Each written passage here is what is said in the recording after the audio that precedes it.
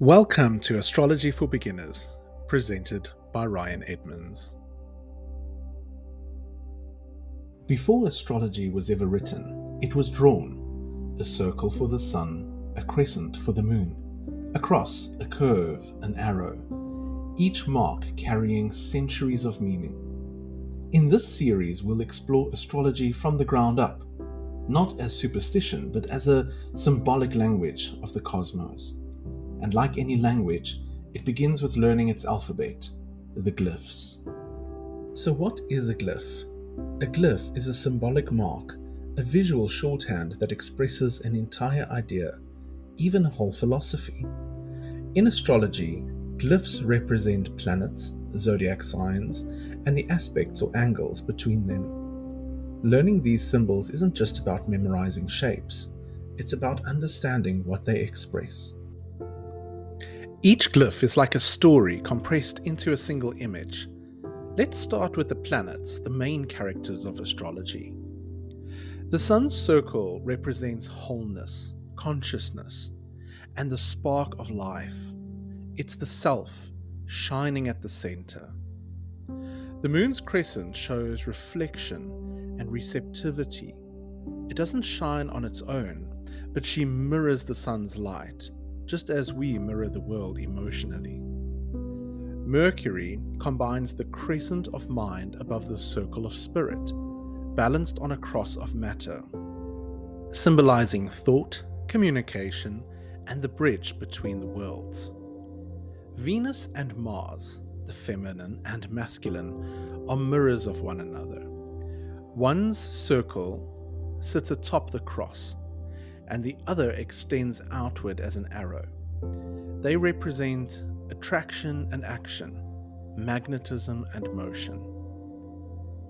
Next up we have Jupiter, a crescent rising from the cross of matter. It's the spirit seeking to rise above the material, symbolizing optimism, faith, and the quest for greater meaning.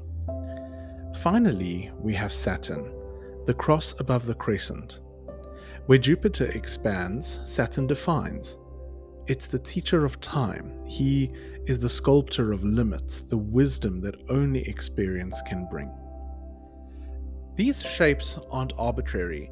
They're philosophical diagrams of how life moves between spirit, soul, and matter. Now we've met the planets, the actors in astrology's play. Let's turn to the stage they move across, the Zodiac. Each of the 12 signs has its own glyph, a symbol that encodes its essential nature. These marks aren't random, they're like visual poetry, a shorthand for the energy each sign carries. Please note that each sign has a huge history and many layers of mystery and depth. For today, I can just give you a snippet into each one's magic.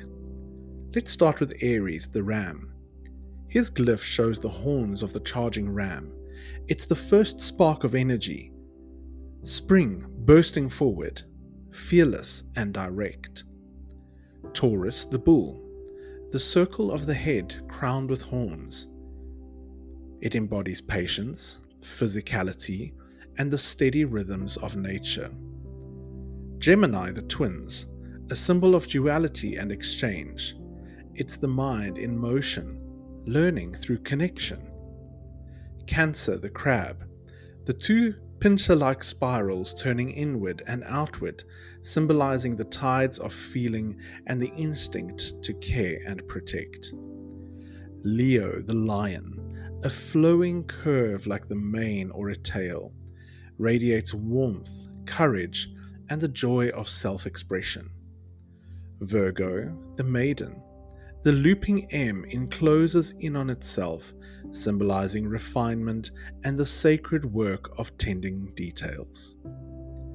Libra, the scales, a line of balance beneath the rising sun. It is the search of harmony, fairness, and beauty in connection. Scorpio, the scorpion, an M with a stinger's tail. It points towards truth beneath the surface, the courage to face what others avoid.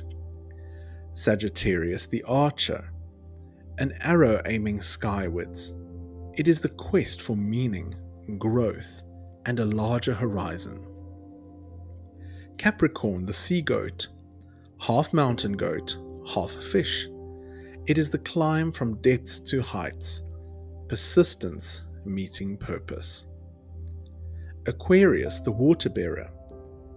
Keep in mind that even though we see the twin waves of motion, this is an air sign. Aquarius carries the water of wisdom, pouring ideas into the future. Finally, Pisces, the fish. Two lunar curves swimming in opposite directions, bound together. It's the dream of oneness and the dance between the seen and the unseen. Together, these glyphs trace the cycle of life, from Aries' first spark to Pisces' dissolution. They form the wheel through which the planets tell their stories, and learning them is like learning to read the sky itself. These glyphs are more than marks on paper. They're a bridge between the cosmic and the human. And although the ones we explored today are the most fundamental for any beginner to learn, there are many more. In our next episode, we'll begin to speak this language more fluently, exploring the words astrologers use every day. Terms like domicile, transit, and aspect may sound technical, but behind each is a simple and elegant idea. We'll translate the jargon into clear meaning so that you can start reading the stars with confidence.